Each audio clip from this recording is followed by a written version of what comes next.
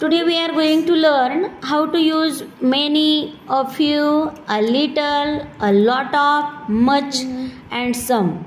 Many means सांगा. many म्हणजे काय? खूप, जास्त. a few म्हणजे थोडेसे. a little छोटे, थोडेसे. a lot of भरपूर. a lot of म्हणजे खूपच. much म्हणजे पुष्कळ खूप. some म्हणजे काय? काही. याचा अर्थ जरी थोडासा सारखा वाटत असला तरी तो शब्द केव्हा आणि कुठं वापरायचा हे आपण आता पाहणार आहोत. Look at the picture below. Read the sentences. They tell you about some of the things you see in the park. See the picture first. See the picture. See,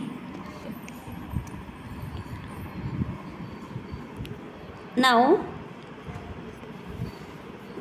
there are a lot of trees in the park. म्हणजे बघा याचा अर्थ काय? या बागेमध्ये खूप झाडे आहेत. इथं आपण a lot of वापरू शकतो कारण या झाडांची संख्या आपण मोजत नाही.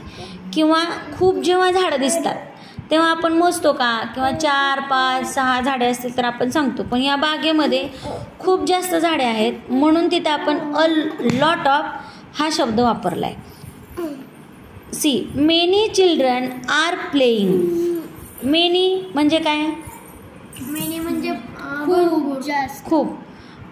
खूप मुले काय करत आहेत? Many children are playing. काय करत आहेत मुले?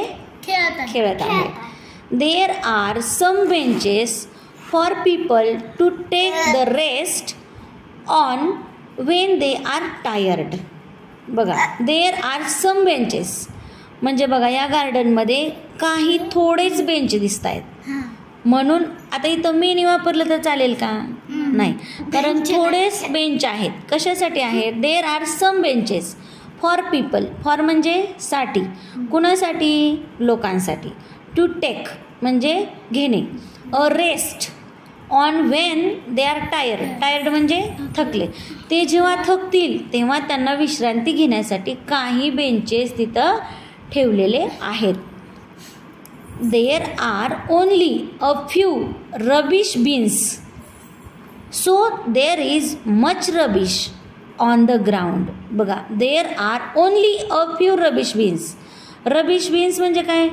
रबिश म्हणजे कचरा. रबिश बिन्स म्हणजे कचरा कुंडी. देर आर ओनली अ फ्यू म्हणजे थोड्याशाच कचरा कुंडी आहेत. बघा इथे एक दिसतीये. अजून या इकडे एक आहे. बस एवढ्या 2च दिसत आहेत. म्हणून त्यांनी सांगितले देर आर ओनली अ फ्यू म्हणजे खूप थोड्या आहेत. रबिश बिन्स म्हणजे कचरा कुंड्या खूप थोड्या आहेत. So there is much rubbish. Much म्हणजे पुष्कळ.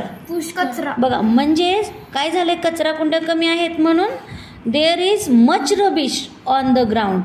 खूप सारा कचरा खाली पडलेला आहे जमिनीवरती. दिसतोय तुम्हाला? Okay. The pond has almost dried up. Pond म्हणजे तळे कुठे दिसतंय बघा?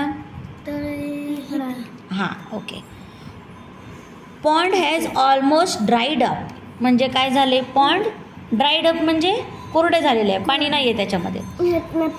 देर is a just little water in it. Just little water. Little म्हणजे थोडेसे पाणी आहे. A little. जर हे पॉन्ड जर पूर्ण भरलेलं असतं, हे तळे पूर्ण भरलेलं असतं तर आपण काय म्हणलं असतं? There is a lot of water in it असं म्हणलं असतं. पण इथं काय? थोडंसंच पाणी आहे म्हणून आपण म्हणतोय there is a just little water in it. आता तुमच्या लक्षात आलं असेल much, many, a few, a little, some, a lot of हे शब्द कसे वापरायचे आणि केव्हा वापरायचे. बघा, many and a few are use before countable noun. Countable म्हणजे मोजता येणारे. म्हणजे मोजता येण्यासारखे जे नामं आहेत त्यांच्या अगोदर आपण काय वापरतो? मेनी आणि अ फ्यू म्हणजे काय काय मोजता येतं आपल्याला. झाडे मोजता येतात, पक्षी मोजता येतात, मुलं मोजता येतात. अजून काय काय मोजता येतात. भांडी कोंडी, गोट्या मोजता येतात. अजून टेल मी. कचरा कुंड्या मोजता येतात. हां see much and a little are use before uncountable nouns. Uncountable म्हणजे आपण जेव्हा जी नामे 1 2 3 4 5 असे मोजू शकत नाही, म्हणजे न मोजता येणारी जी नामं आहेत त्याच्या अगोदर काय वापरतो. मच आणि अ लिटल. म्हणजे साखर असेल, साखर मोजता येते का. 1 साखर, 2 साखर, 3 साखर. पाणी मोजता येतं का. 1 पाणी, 2 पाणी. हां म्हणजेच अ लिटल. आपण बघा डबक्यामध्ये पाणी थोडं आहे म्हणताना अ लिटल वापरलं होतं, बरोबर. मच.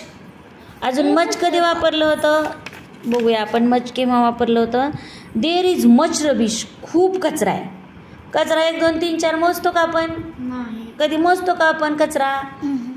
नाही मोजत, म्हणून मच रबिश वापरलंय.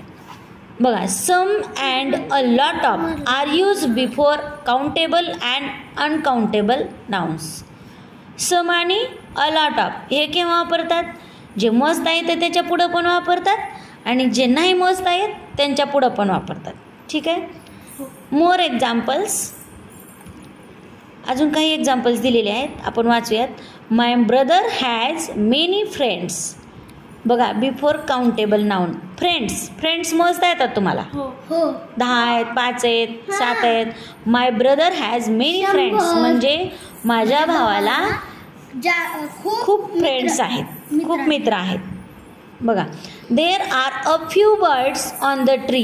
जर आता हे काय सांगितलंय. फ्यू बर्ड्ससुद्धा मोजता येतात झाडावर असतील तर. किती आहेत पक्षी. थोडेच असतील तर मोजता येतील की नाही. हां म्हणून अ फ्यू बर्ड्स वापरलेला आहे इथं.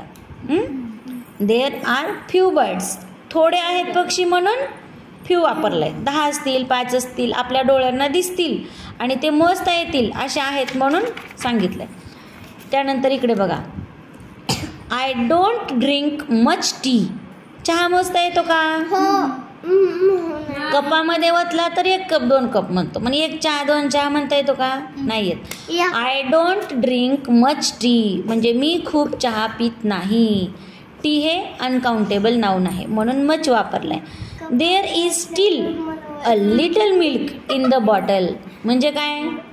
Kapil tell me the meaning of this sentence. There is steel a little milk in the bottle. सांगा. बॉटल मध्ये शिळे काही स्टील नाही थोडेसे दूध आहे एवढंच. शिळे नाही, स्टील वेगळं आहे. हां अनकाउंटेबल नाउन आहे. मिल्क हे अनकाउंटेबल नाउन आहे म्हणजे दूध मोजता येत नाही म्हणून ते अ लिटल वापरलंय. बघा Jane has some cookies. Countable noun आहे कुकीज म्हणून सम वापरलं इथं. There is some water in the cup. बघा before uncountable noun. Water countable आहे का अनकाउंटेबल आहे म्हणून सम वापरलं आहे. There are a lot of ants on the ground. मुंग्या अ लॉट ऑफ वापरले. बघा मुंग्या जरी मोजता येत असल्या तरी खूप असतात म्हणून अ लॉट ऑफ वापरले. काउंटेबल नाव नाही. मुंगी 1 दिसली तर आपण मोजू शकतो, 2 दिसल्या मोजू शकतो, पण खूप दिसल्या गच्च गोळा असतो मुंग्यांचा तेव्हा दिसतो तेव्हा आपण अ लॉट ऑफ वापरतो. आणि जेव्हा एकच मुंगी दिसते ॲन अँट म्हणतो आपण. आणि जेव्हा असं खूप साऱ्या मुंग्या असतात तेव्हा अ लॉट ऑफ वापरायचं. There is a lot of sand on the beach. Beach म्हणजे काय रे कृष्णा. समुद्र किनारा. There is a lot of sand म्हणजे समुद्र किनाऱ्यावरची वाळू. तुम्ही समुद्र किनाऱ्यावर फिरायला जाता तिथं तुम्ही वाळू मोजता का. 1 वाळू 2 वाळू. हां नाही अनकाउंटेबल नाव नाही म्हणून तिथं अ लॉट ऑफ सँड असं म्हटलेलं आहे. ओके कळलं तुम्हाला सगळं. Okay thank you.